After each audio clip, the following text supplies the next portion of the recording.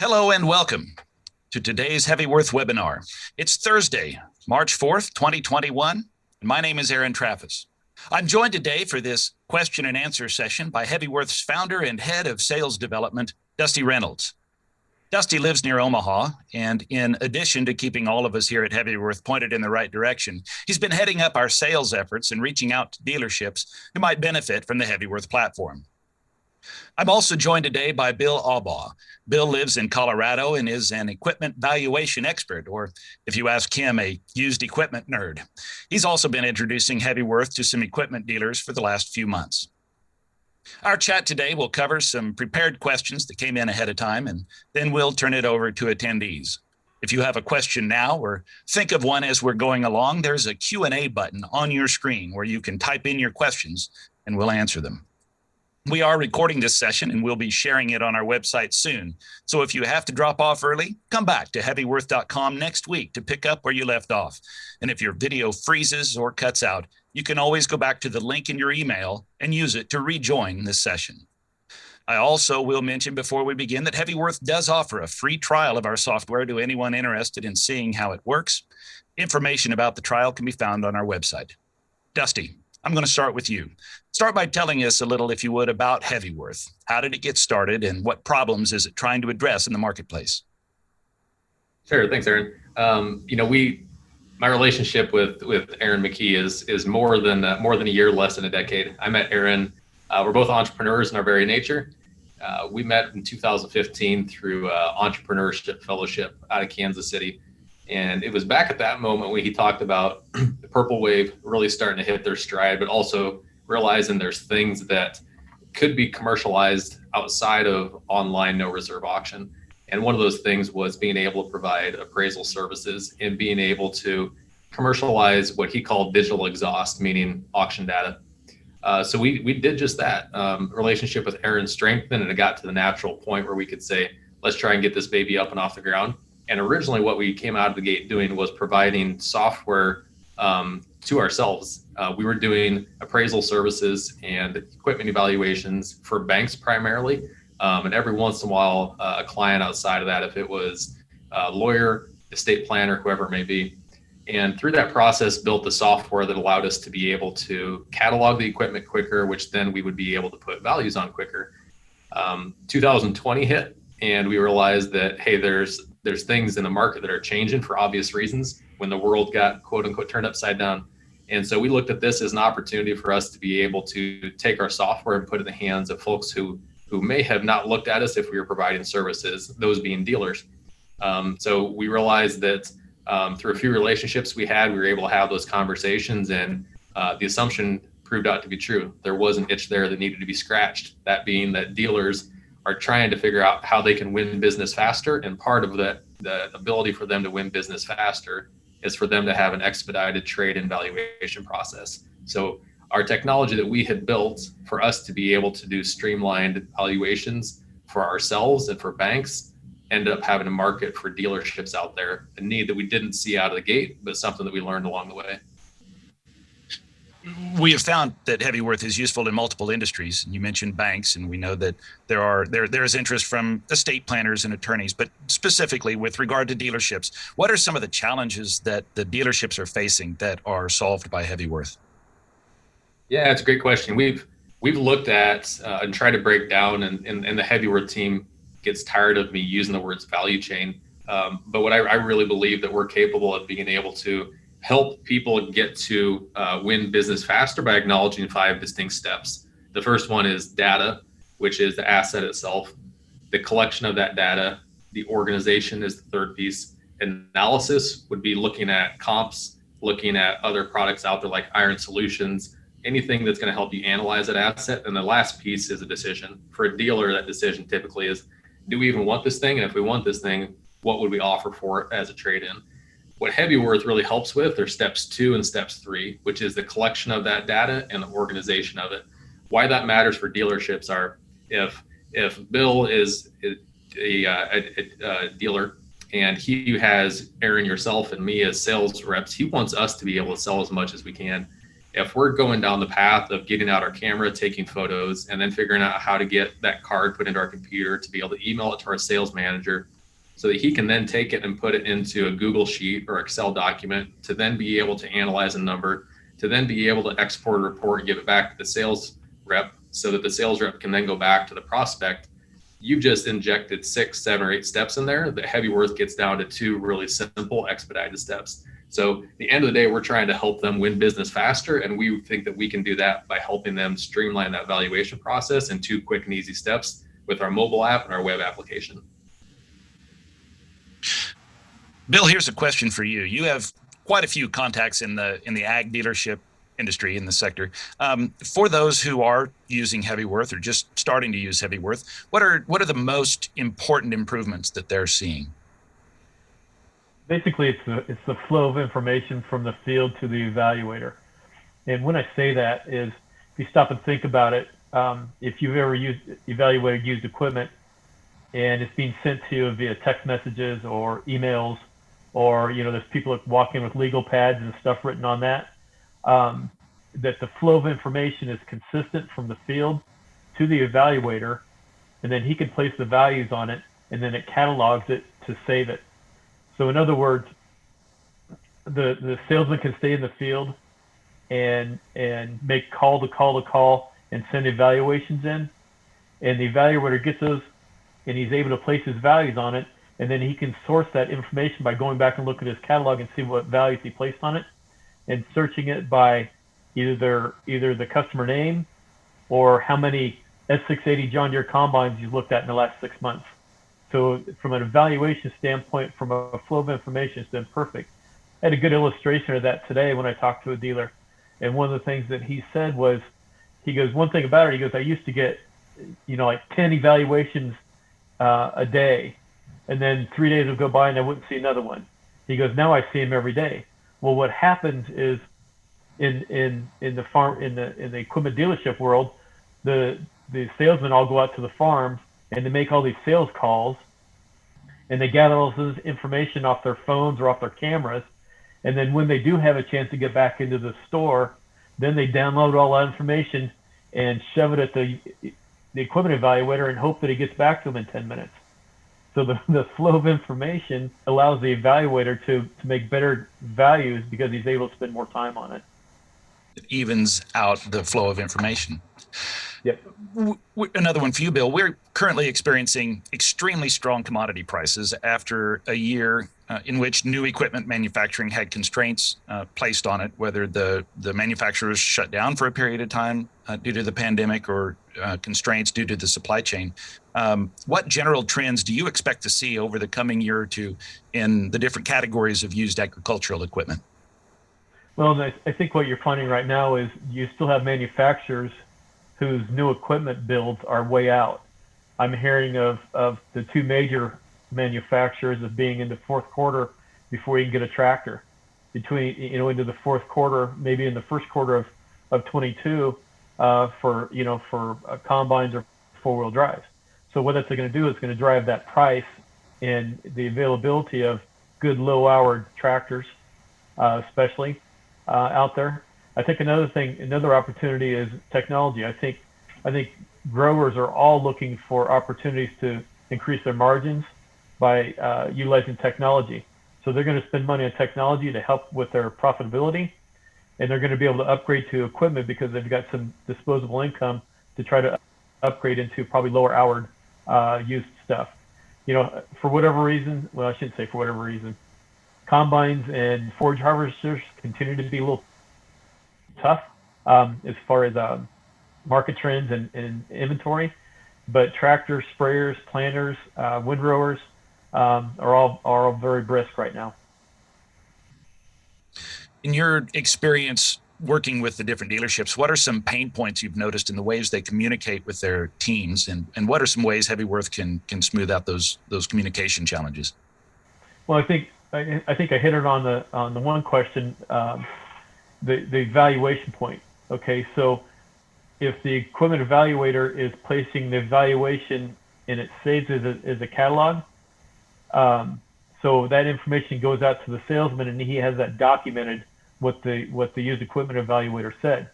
There's been times in my life where salesmen have questioned. He goes, "No, you put 150,000." And I said, "I did not. I put 140." And so now it's documented in the catalog that that's what the valuation was when it was sent back to him to go out to the farm and try to trade that gentleman out of his piece of equipment. Thanks, Bill. And as a reminder, those of you in attendance, if you have questions, don't forget to drop your questions in the Q&A button on your screen. This one for Dusty. Talk, if you would, about the pricing structure. If it's a subscription, do I have to pay for each person on my sales team? We are a big believer of not limiting the amount of data in the amount of content that's getting put on HeavyWorth. Our belief is that if you limit it to seats and you charge per seats, what typically happens from that is you have folks that try to figure out either how to game the system. And I think we all have Netflix, and I think we all have brothers and friends that may have used that Netflix account at times. We don't want that at HeavyWorth, so we don't charge per seat. How we do work with dealers is we look at the size of dealership and how many stores / locations they have. So back of napkin number, it's $150 per month per location is how we charge for that. And typically what we found is we know that that's a pretty sweet spot for dealers to be able to say that anywhere between $25 to $50 per user or per sales rep is what they're going to have for that. That's not a science. That is absolutely an art right now as we look at how many people are actually using the system. Larger dealerships may have more than that and be paying a little bit less. Some of the smaller ones may have more. We just charge per location and per store. And that is with the intent of them being able to use it for all valuation purposes and not only have certain people on there. Why that matters is there's some functionality that's been built for marketing purposes as well, where if someone wants to take photos, preliminary photos as they do an evaluation, marketing department may say, hey, before that gets reconditioned, before that gets cleaned up, even though it's not perfect, we can at least get that online and again, try to get business built or business won a little bit quicker. So being able to export those photos is a really great thing for the marketing department. We would never want this just to be used by sales managers and the sales force and then leave marketing out of the mix. And if we charge per seat, that disallows that from happening. The question is, how do I get the best value for my trade-in? So Bill, I guess what are some tips for a producer to prepare equipment before somebody comes out to the farm to value it? I think probably the most important thing right off the bat is make sure it starts. Because if it doesn't start, there's always that question in your mind whether is there a problem with it or not. Just some general cleanup things. I think is very important. Kind of clean up the cab a little bit. Just make sure it looks good. I think if you go through a whole full detailing process, there's that tendency to think that you're trying to hide something. So I think just making it look straight and kind of cleaned up, the cab cleaned up, make sure it starts, everything functions is the most important things. Dusty, you mentioned in your intro that you started out offering valuation services. And so the question is that something we still do? And are we going to be upselling dealers on those services? And you also mentioned a relationship with Purple Wave. Does Purple Wave then have access to my inventory? Boy, this is a three-part question. This is a guy that has short-term memory loss. I might be able to get through the first one. So the first one, as far as are we still doing valuation services? Yes, we absolutely are. We focus on software first, knowing that services is something that we're uniquely suited to be able to do. We've got equipment experts in the form of Bill, and then still using the folks we used prior to Bill coming online for our appraisals. We still offer that to banks. That's something that we'll consistently do. We don't know that need is always going to be there for dealers, but we do have one dealer as a customer right now that Bill will put numbers on for them. We look at that as a value add. There's some folks out there, especially if it's a specialized piece of equipment that they may not have a deep understanding of, that they can click a button within the HeavyWorth platform. It's at that point, the Uber evaluations, we can throw a number on there, give them some comps, and then they're happy. So we'll still offer that. So we have the product side, which is our software, and we do have the services.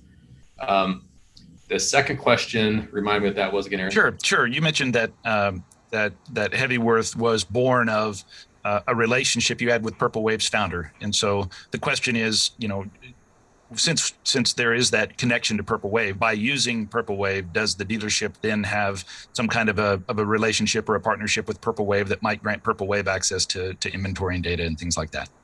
Yeah, really good question. We unashamedly have a great relationship with Purple Wave. We are a wholly owned subsidiary of Purple Wave.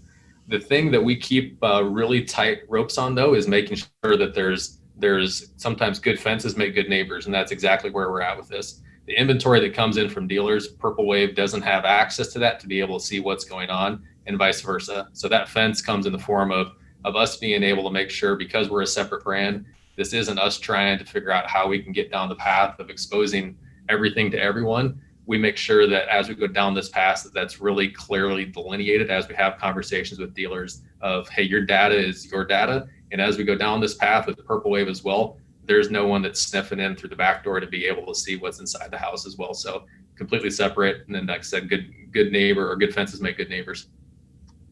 That's a good point. Bill, I'm going to ask you a question that is kind of the flip side of the recent question I asked you. What should a producer do is what I asked you before. Now, have you seen producers going out of their way to do things that maybe won't necessarily make a whole big difference on the valuation process? Spending extra money and time on prepping equipment. Well, and one thing I wanted to add to my previous comment about what they should do is, if they have any current work orders that have been done on that piece of equipment, have copies of that ready for the equipment evaluator when he comes out to take a look at that piece of equipment. That gives you confidence. If the guy spent $10,000 on his combine just 2 months ago and it hasn't gone to the field yet, that you're not going to have that expense when you value it. As far as things not to do, I think and I touched on it earlier about detailing your piece of equipment, because I think that shows that you're trying to hide something, but also leaving it out in a snowdrift, back in the shed where you can't get to it to see the piece of equipment. Because whoever's coming to evaluate your piece of equipment is going to be taking pictures, and time after time I've seen pictures in a dark shed and you can't see sheet metal, you can't see tire treads, you can't see even the serial number plates because it's way too dark. But getting that piece of equipment out in the open so that the evaluator can do a full appraisal of it is going to get you your best buck, and the equipment evaluator is going to be able to stick his neck out a little bit. If you think of it in terms of, if you're going to take your pickup truck or your car into the car dealership to get a trade evaluated, to upgrade to a used car or a new car or a used truck or a new truck, think in those terms as well with your used piece of equipment. Dusty, this one for you. Would you talk a bit about the free trial, kind of explain it and how one would go about getting started on that? And is it limited or restricted in any way? Yeah, so we're a big fan of being able to let people kick the tires on it to actually see if this is something they want to be able to invest with. What we do is we offer a trial to prospects. They can use that for a couple weeks, and with that, they're able to have access to the entire system. So we offer that, and this is not a buy now and then we hound you every day. We try to make it as smooth as process to be able to let them get on board, get as many users as they want on there. If they need help uploading or putting any assets on there, we try to do that. And then we stay really loosely involved. We are involved in that process just to make sure that they're using it in a way that can provide value to them. You can do that a few different ways. Obviously, contact us individually with Bill.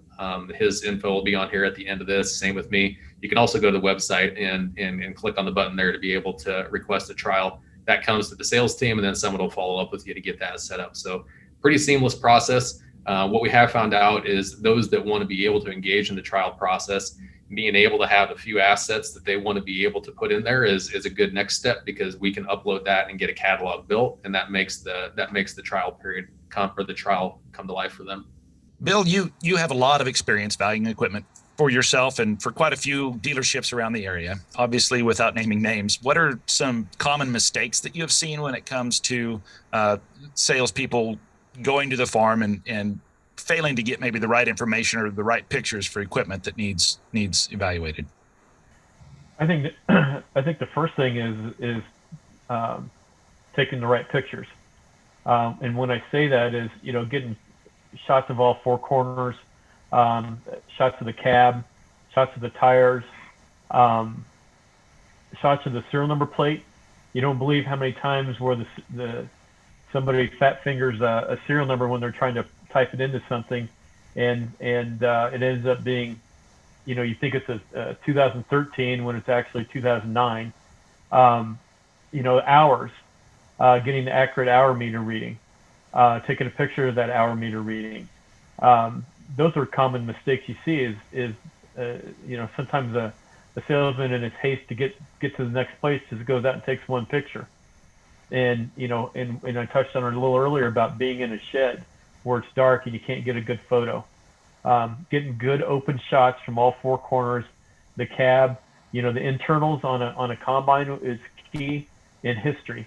Those all allow the equipment evaluator to want to stick his neck out a little bit and provide you good value. Anything short of that, nobody's going to want to risk it and give you that top dollar to be able to give to your customer. Last question for Dusty.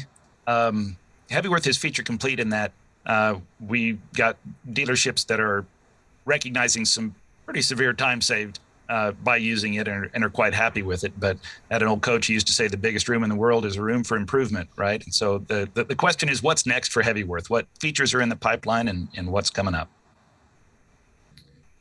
Yeah, you're exactly right. We were in a beyond solid state. The car is on the track and we're picking up decent lap times on this. At the same time, we're hungry for more. There's a few things that we've really heard from dealers. One is integration is something that's really, really important, primarily with CRMs. So there's a bit of a hodgepodge. There's pretty diversified group of technologies that these dealers are using to be able to manage their relationship with their customers. Being able to integrate with that is something that we're looking at and something that we're investing in. That's something that we'll see here in the next 30 to 60 days, depending on my sales skills with our development team as to how quick we can get that out. But that's something that's really important. Reason being is typically within a lot of dealerships right now, when they're doing a trade-in valuation process, that's something that then has to be manually entered into their CRM. In their perfect world, they want to be able to say, hey, we can use HeavyWorth and we can take photos, we can enter information, and then that plugs right into their CRM. So they're not having to enter in information real quick. The other piece of information, or the other thing that we're looking at right now is what I talked about earlier at the value chain. We think our software right now shines in the collection, in the organization piece of the value chain. That analysis piece where someone wants to be able to look at other pieces of data to be able to assign a value is something that we feel we can integrate into HeavyWorth it's not too heavy of a lift. So you look at different products out there, say Iron Solutions, that does a really, really great job of providing a benchmark number to be able to say, when you're looking at a piece of equipment to value it, here's something here's a starting place. Being able to integrate comps, whether that comes from a machinery Pete and iron comps, there's great products out there that allows you to be able to pull in other pieces of information to analyze it.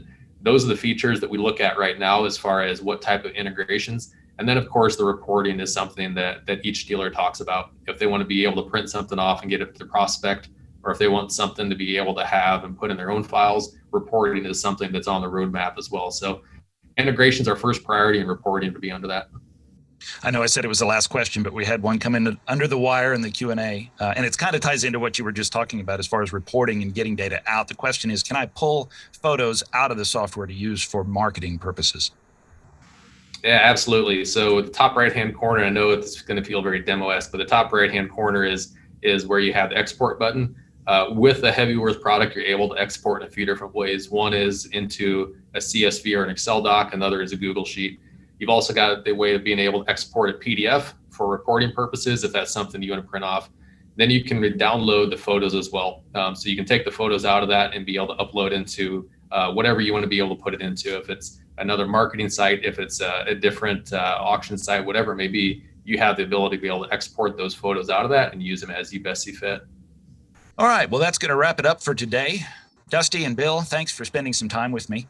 To those of you tuning in, we hope you found the session valuable. Remember, you will be able to review this recording on the news section of our website starting next week. We'll also be scheduling our next webinar with a different topic for April, so keep an eye out for that. If you have questions or would like to speak to Dusty or Bill, their contact information is here on the screen. If you'd like to learn more about HeavyWorth or you're interested in a free trial of the software, give us a call at 833-444-3289 or find all the details at heavyworth.com.